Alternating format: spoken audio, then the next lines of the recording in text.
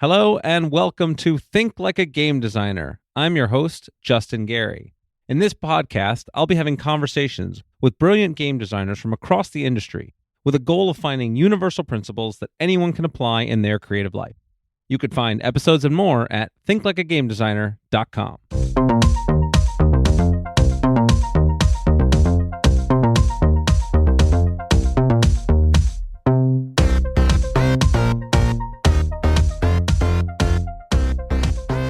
Today's episode is going to be a little different. I'm not having any guests today. I'm just going to talk about a concept that I introduced in a previous episode with Stephan Brissaud, which was one of my concepts, which I called the core attributes, which I believe is one of the key pieces of success. So I'm going to dive a little deeper into the core attributes, talk more about how you can leverage them in your own life. And I really was excited about the response I got. I just kind of mentioned the principles in that podcast, which is a great podcast, has a lot of great insights from Stephan, but it's something that's really resonated with people. And so I wanted to give an opportunity to deep dive into it and help expand on those principles a little bit more. But first, I got to talk about some cool projects I'm working on. I'm so beyond excited. I have more cool things happening at this stage of my career than I have ever had before. And it's just so much. I really wanted to share it with you, my audience, and hopefully some of this stuff's exciting to you too. But let's get started. First of all, as I am recording this today, it is June 11th, 2024, in case this is from the far future.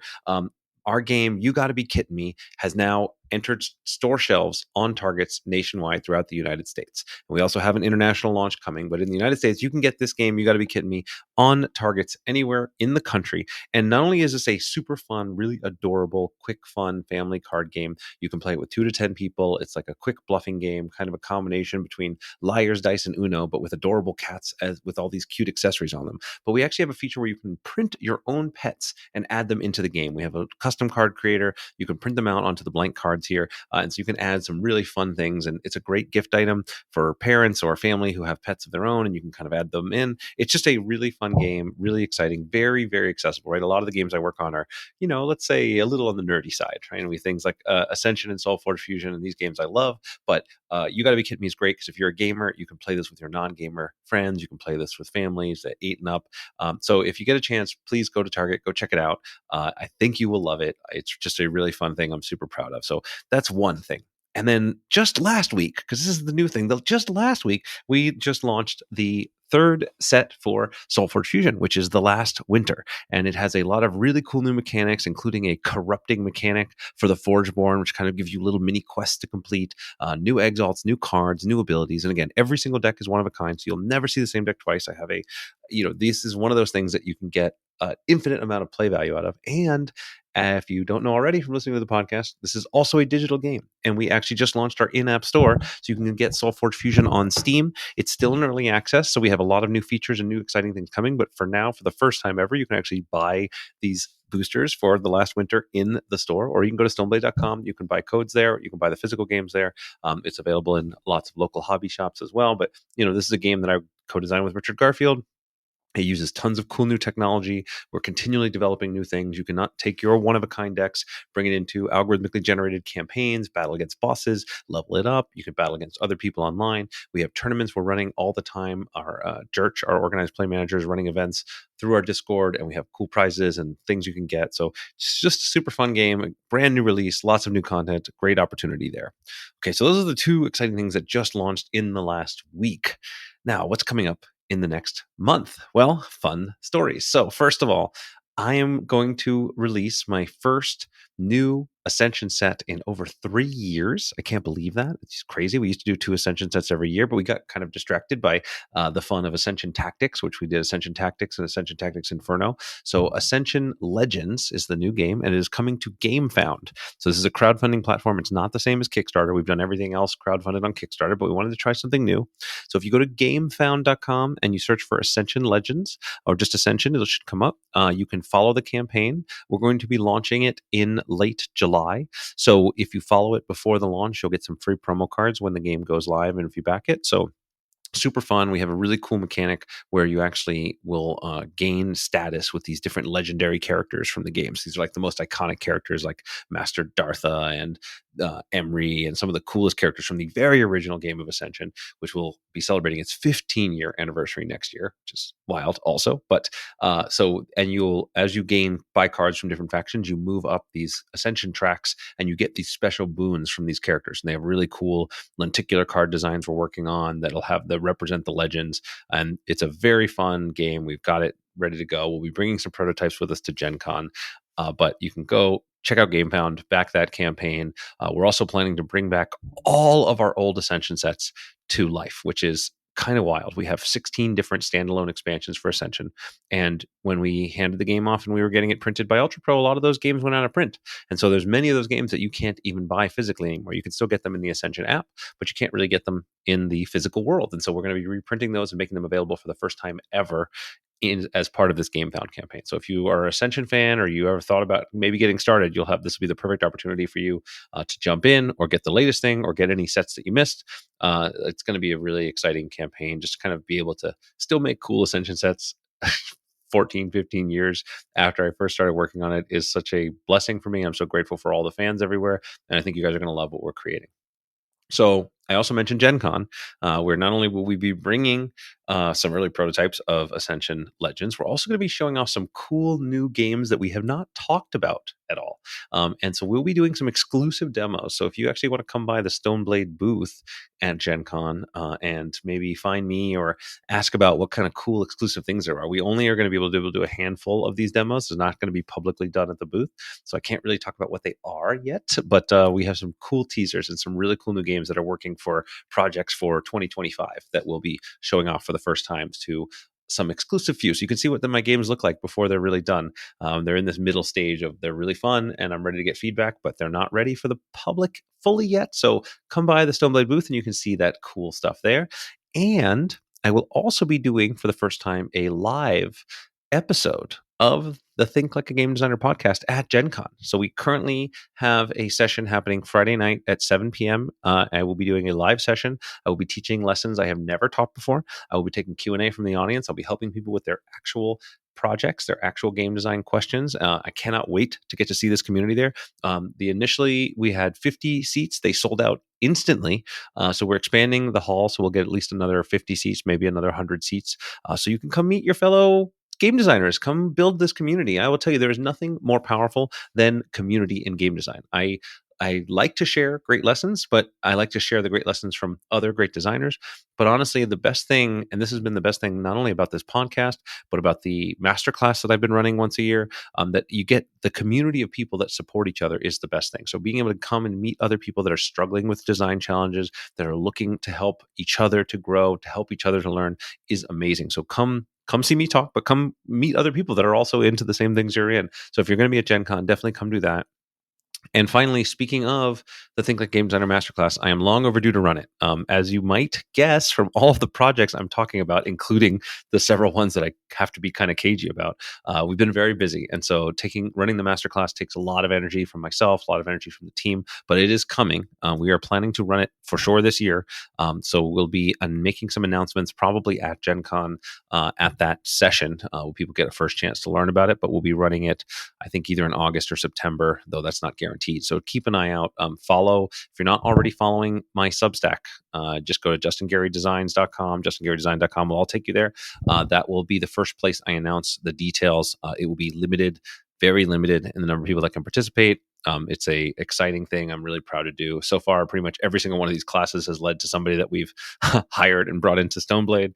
There's no guarantees of that, but man, it's such a talented pool of people, such a great supportive community that we still connect with that are all together in our exclusive Discord. So many things I'm excited about. Okay. So I appreciate you. If you get a chance, stop. If you're in the US, stop by Target, pick up You Gotta Be Kidding Me. Anywhere in the world, you could be playing SoulForge Fusion, either the physical version of The Last Winter or the digital things. If you're at Gen Con, definitely come see me. Come see all the cool stuff that's going on there. If you like Ascension, check out the GamePound campaign. But now let's get back to the lessons. So the core attributes. What are the core attributes? Just in case you missed the episode with Stephan, and so that this episode stands alone. This idea came to me because when I think about games like role-playing games, they you have a set of core attributes that define your character, that help you to figure out whether you're going to be successful or you're going to fail at tasks that you want to do. And so classically, these are like with Dungeons and Dragons, it's things like strength and intelligence and dexterity and charisma. And then you'd have a stat and you would roll based on that stat, and that would get you your decide whether you were able to succeed in your thing. And I thought this was a really cool idea. And as I've been working on my next upcoming book about how to kind of gamify your life in a sense, right? Applying the principles of design, the principles of what make games great to make your life great, to to run businesses. I was like, well, what would the core attributes look like in real life? And I thought through some of my own stories and my own backgrounds. And honestly, when I think about what has helped me to succeed and to get to where I am in life, it really was something that I was able to make fit under the acronym CORE. So CORE. These attributes are curiosity, obsession, resilience, and empathy. Curiosity, obsession, resilience, and empathy. And they're really important that they're in this order, because this is kind of how we figure out what to do in the world. And this is how we end up scaling our impact. And so I'll just talk a little bit about each one of these. And then there's a lot more details. And I actually have a questionnaire that you can fill out on the Substack. So again, I mentioned the Justin Gary Designs. JustinGaryDesign.substack.com, and you can actually give yourself an ability score here. But let's start with curiosity. So, curiosity is your ability to get excited about the world, to get interested in what's going on. So, you are a curious person if you like to learn about a wide variety of subjects, if you like to ask different questions and dig in and figure out how things work. And being willing to kind of go past the first answer. This is one of the principles I talk about a lot. You don't necessarily just take somebody gives you an answer to a problem, or you see something that's out there. You don't just take the answer at face value. You say, okay, wait, what's going on behind this? How is this working? And curiosity is the first thing in this list because it's the spark that gives you the excitement to go on, right? So when we're early on in life, we're naturally curious. When you're a child, you everything you see is fascinating. You see a rainbow, you see a fire truck, you see whatever it is, you're excited about it, you want to know more about it. And it's important not to lose that excitement throughout your life, because every other step of this process, I promise you, is going to be way harder if you're not curious and excited about the thing that you're moving forward with. So when you're in an early phase of life, or if you're in a phase of life where you're not really sure what you want to do with your life, or you're in a job that feels like a dead end job, or you're not you don't have something that's firing you up, you want to start digging in to expand your curiosity. So what I typically recommend that people do is you make a list of the stuff that you actually are excited about, or that you were excited about when you were a kid, right? Before you really had to do things because you were responsible for them. So what did you do that was just for fun, right? So most people listening to this podcast, probably gaming is going to be part of that. But what else, right? What other types of attributes do my episode with Elizabeth Hargraves comes to mind, because she's enthusiastic about bird watching, and combining bird watching and games became obviously a great thing. Is it music? Is it dancing? Is it singing? Is it the gardening? Whatever it is, right? Finding lists of stuff that you're excited about, and then start to just once you see that list, start to investigate things, right? And start to just learn and read about things and practice things just for the fun of it. And it really can help just get back in the mindset of just enjoying life. And then when you are stuck on doing something that's, say, not fun on its own, right? Something that might be boring for you. Maybe this is a job that you have to do. Maybe it's a project that you're not excited about. Really trying to get curious about some small aspect of it that can make you come alive and make you get excited. And the example I like to use for this, for me, is my meditation practice. I'm a daily meditator, have been for about 8 years, and I find it to be incredibly helpful. But man, oh man, was it the most boring and difficult thing. I was a wannabe meditator for at least a decade, maybe 12 years. And the problem was I would just sit and try to breathe and focus on my breath. And then my mind would start wandering into whatever random thing happened to pop in my head that day, or a person who'd pissed me off earlier, or a new game idea, or whatever it was that was distracting me. And it was very difficult. And I was just like really bored. So why am I doing this? And the shift I made was, this was actually a meditation teacher I went and spoke with that told me this, like, look, pick something, a small detail, and really get curious, really try to observe. And for me, it was this moment between when you have the in breath and it transitions to an out breath. Can you pinpoint that exact moment? Like, what's happening in your body? What is the sound difference? How does the air feel when it's going into your lungs versus out of your lungs? And like really just try to as closely as possible pay attention to what's going on. And that's really at the heart of curiosity, is paying attention. And once I made that shift, it was so much easier to be able to stay focused and stay intended. That curiosity about every little detail broke things out for me. And I encourage you to try this. Just take a 30 seconds. You could even pause this recording if you want. Take 30 seconds. Really just try to focus in on that one specific detail. What's the air feel like coming in, going out? What's the difference? How do you feel your lungs move? And you'll find it's a lot more going on, even in this really boring thing like breathing. And when it comes to really difficult tasks and things, getting curious is going to be the best way to solve those problems, right? When I would lose in a major Magic tournament, a lot of times people would just complain about getting unlucky and getting outdrawn and having bad beats, and they would move on to something else. And for me, I would spend a lot of time focusing on, okay, why did I lose here? What could I have done? Was there a move I could have made differently 5 turns ago? Was there a different card I could have represented having in my hand so that my opponent would play a little slower or more cautiously? Or there's a million little things that I could play out in my head, and I would get fascinated. I mean, I would be planning out deck lists on the sides. If you look at I recently dug up my old journals from storage, and I could see deck lists and ideas scribbled on the sides of pages, and I just got really curious. And then that's sort of where we start to get into the obsession phase, right? So this is curiosity. Generally speaking, it's about going wide. It's about finding details, finding things that spark your interest. And then once you find something, and for me, magic is a great example of this, right? Something that really does make you come alive, you need to dive deep and get really, really obsessed. Now, the word obsession has some bad connotations to it. So I want to get rid of those right away, right? There's obsessions which are like compulsions, right? If I'm obsessed with something, I can't stop it. It's not unhealthy. It's like an addiction. And that's not what I'm talking about, right? An obsession is the ability to focus on something that matters to you to the exclusion of those things that don't.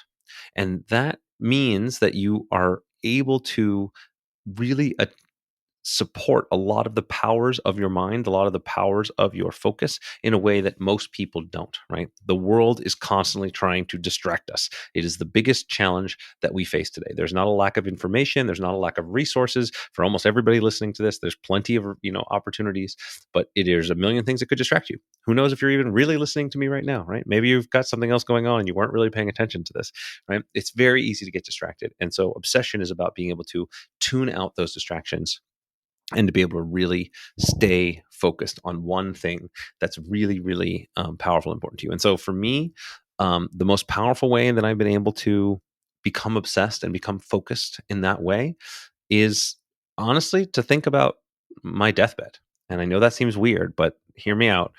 Look, we are not on this planet for a very long time. And there's a million things that could take your attention. But when I think about, I actually will go through this exercise and fast forward in my mind to what it will be like at my funeral, what it will be like in my eulogy, and what are people going to say about me. And when I think about that and I imagine that circumstance, what do I want them to say about me? And then I can zoom back and, who's there? Who actually cares that I died?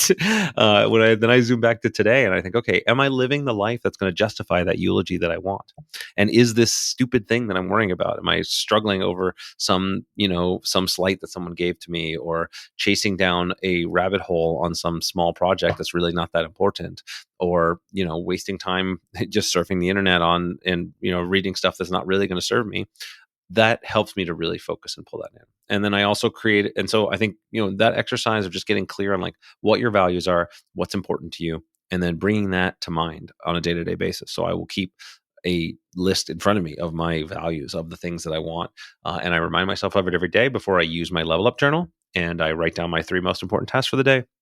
So I make sure I always do those 3 things. And if you don't have the level up journal, you can just use an index card, write down 3 things. It's got to be small, right? That's really key.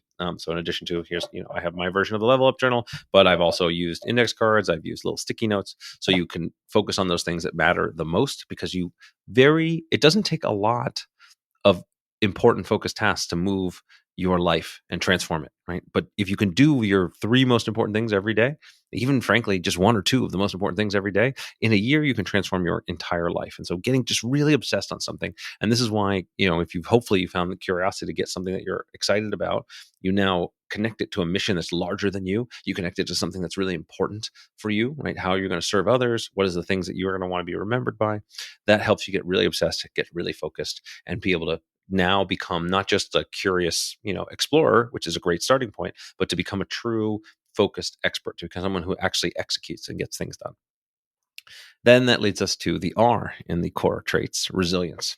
Because let me tell you, whatever you want to do that's meaningful in life, you are going to hit resistance and you need to be resilient to stop it. Life is going to punch you in the face and you need to be able to transform that from a negative event into fuel for your fire, right? And this is the classic. I really love Marcus Aurelius, his book Meditations, and the classic Stoic philosophies that the obstacle becomes the way. And resilience, in part, comes from what I talked about before, which is making sure that you have real meaningful goals, right? Things that matter to you. And then it's about telling a story about how the suffering, the hardship, the setbacks that you face really do provide you with a more uh, powerful abilities to move forward. It provides you with fuel. It's like the Nassim Taleb wrote a book called Anti-Fragile, and I love this concept where some things when they get strained, they break. Right? You have a stick or a piece of glass, you put strain on it, it breaks. It's just worse now.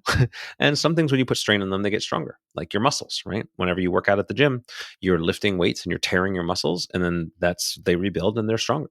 And if you're running really fast, you're overworking your heart and your system, your cardiovascular system gets stronger. And the same is true for your mental traits and can be true for your emotional traits. And so when and look, people like to throw around the term abundance. And it's great to have this attitude of abundance that the world's always going to provide what I need and everything's going to be okay, and I can have this attitude. But for me, that doesn't always work out that way. I've done so many projects that just don't work. I've done so many projects that I've fallen flat on my face. I've lost millions of dollars in projects, and I've made millions. I've lost millions. I've had great relationships. I've lost great relationships. I've had all kinds of challenges. But so for me, abundance isn't about not having challenges. It's not about not failing. It's about taking those challenges and those failures and then learning from those that then provide the seeds for the next opportunity and the next growth that you're going to be able to have, right? I've told this story on the podcast before. Almost went bankrupt the first time we launched SoulForge. We went overextended and had to take the project down, almost lost everything, including all my personal funds, massive debt, all of it. Very painful experience. But man, did I learn a ton from that. I learned about how to manage a business better. I learned about how to manage my emotional state better.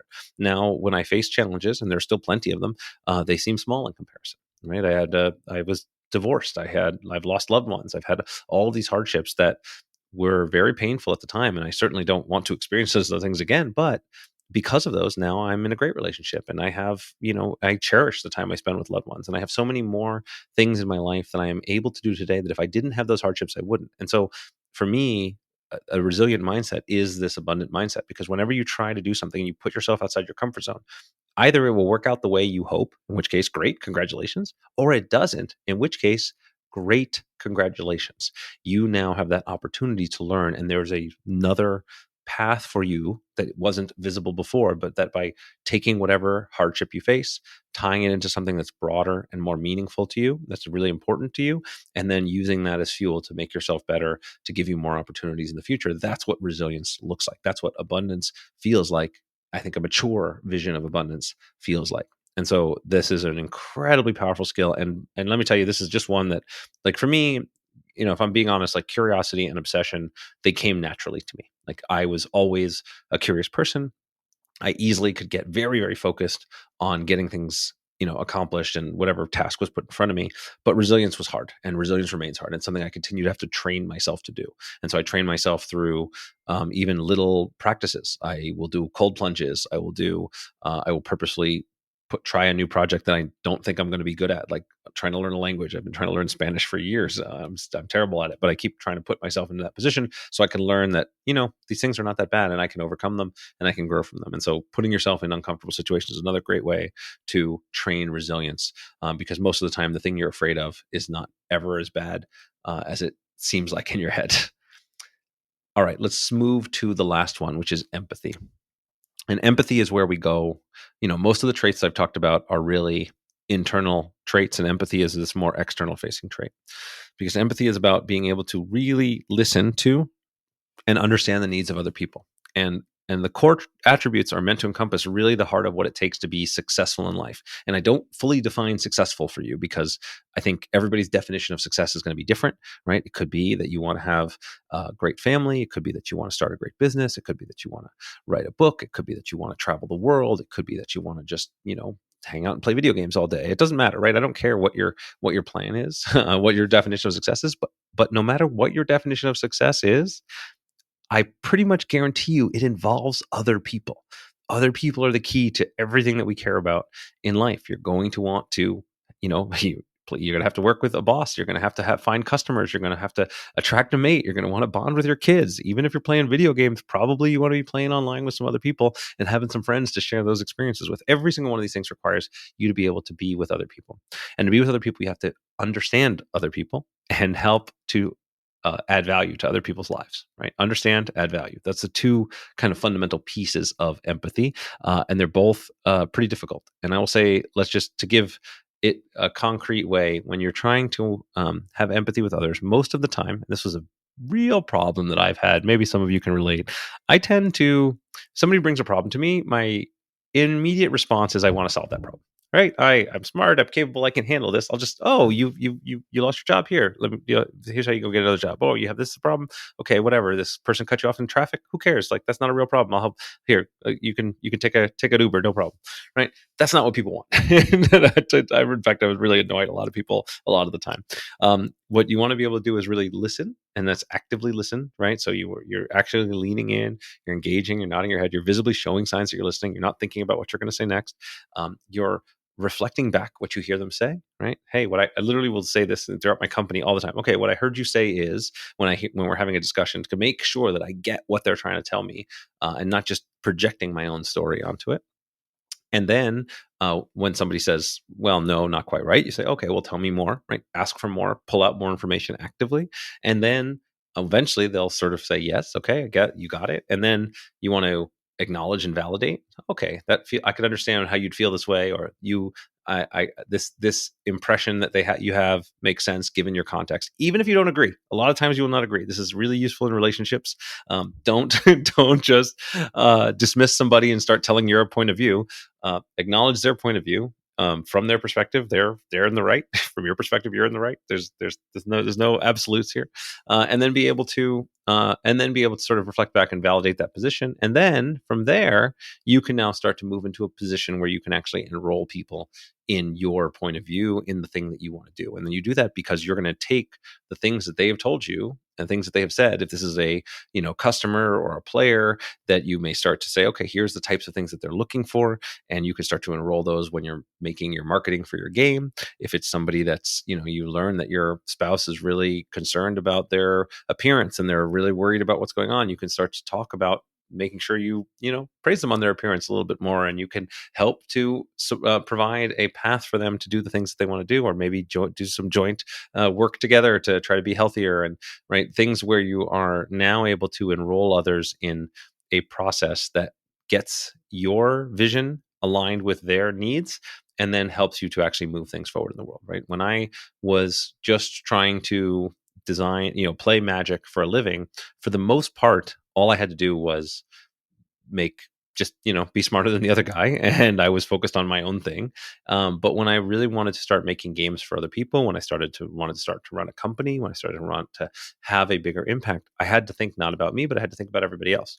And that having empathy of understanding other people's needs, of like thinking about, well, okay, what does this do for others? Right? I spend far more time at my company working.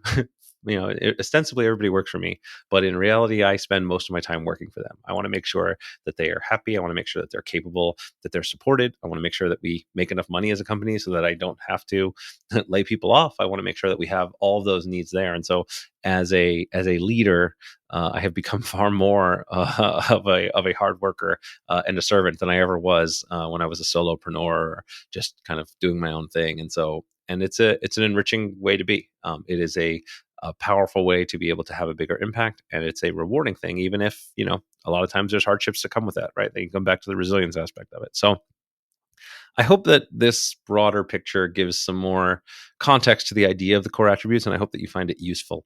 I'm going to continue to write more on this. As I mentioned, I'm working on a book that includes this and other other concepts about how kind of gaming principles can apply to life. I will almost certainly be talking about it more on the podcast. It's been really incredible to get to explore these principles with people and to be able to not only refine my own thinking, right? Because a lot of these things I've used in my life for a long time, but I haven't articulated in the right way that can help others, and that has forced me to clarify my thinking. And now I see other people using these principles, and hopefully this is helpful to you. And so, this episode's a little bit different. So if you like this episode and you want to see more things like it, let me know. You can contact me on the Substack. You can comment at justingarydesign.substack.com, or you can go to my Twitter at Justin_Gary. There's plenty of great opportunities to reach out to me. But either way, we'll be back next time with some more great guests. And I am so grateful for this community. It is such an incredibly rewarding thing that I get to do this. And I will continue to do my best to provide value to all of you and to understand your needs.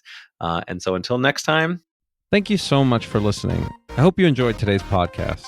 If you want to support the podcast, please rate, comment, and share on your favorite podcast platforms, such as iTunes, Stitcher, or whatever device you're listening on.